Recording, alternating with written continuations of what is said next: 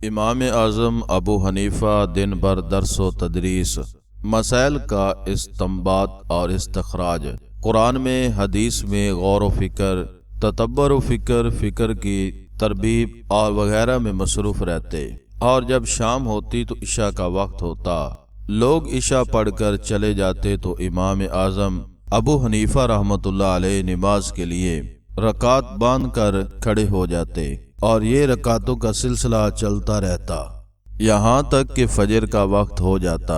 شروع میں 100 رکعت نماز پڑھا کرتے تھے۔ ایک دن کہیں جا رہے تھے، راستہ میں ایک شخص نے ایک اپنے ساتھی سے امام ابو حنیفہ رحمۃ اللہ علیہ کو دیکھا کر ایستا سے کہا، یہ جو بزرگ جا رہے ہیں یہ روزانہ 500 رکعت پڑھا کرتے ہیں۔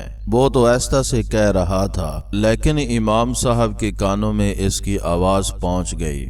امام صاحب نے کہا کہ اللہ اکبر، یہ میرے بارے میں یہ خیال رکھتا ہے کہ میں 500 رکعت روزانہ پڑھتا ہوں، جبکہ صرف 100 ہی رکعت پڑھتا ہوں۔ کہیں ایسا نہ ہو کہ میں قرآن کی اس آیت کا مصداق بن جاؤں، جیسا کہ اس آیت کا ترجمہ ہے، اور وہ لوگ یہ چاہتے ہیں کہ ان کی تعریف کی جائے ایسی بات پر جو انہوں نے نہیں کی۔ اگر میں اس کا مصداق بن جاؤں گا تو کیا ہوگا؟ جہنم کی سزا ہوگی۔ امام صاحب نے کہا کہ لوگ اگر یہ سمجھتے ہیں کہ میں 500 رکعت پڑھا کرتا ہوں تو میں آج سے 500 رکعت پڑھوں گا، اور اس کے بعد سے آپ کا یہی معمول ہو گیا۔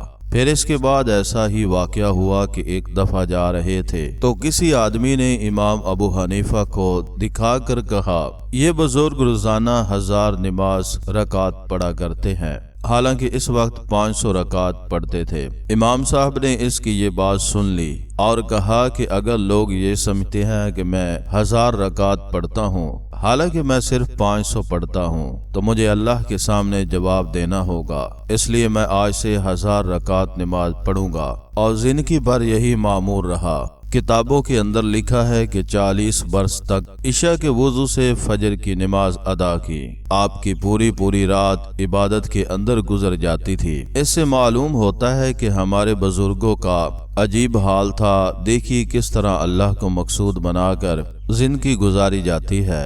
لہذا پڑھو، لکھو، تحقیق کرو، مطالعہ کرو اور لوگوں کے لیے نیک کام کرو، ہمدردی اور غم خواری کے کام بھی کیا کرو، دعوت و تبلیغ کے کام بھی کرو، لوگوں کو نصیحت کرو، عبرت کی باتیں بتاؤ، اللہ کی طرف ان کو متوجہ کرو، لیکن ان ساری چیزوں کے ساتھ کبھی اس کو نہ بھولو کہ میں پیدا ہی ہوا ہوں اپنے رب کے لیے۔ وہی مقصود ہے، وہی مطلوب ہے۔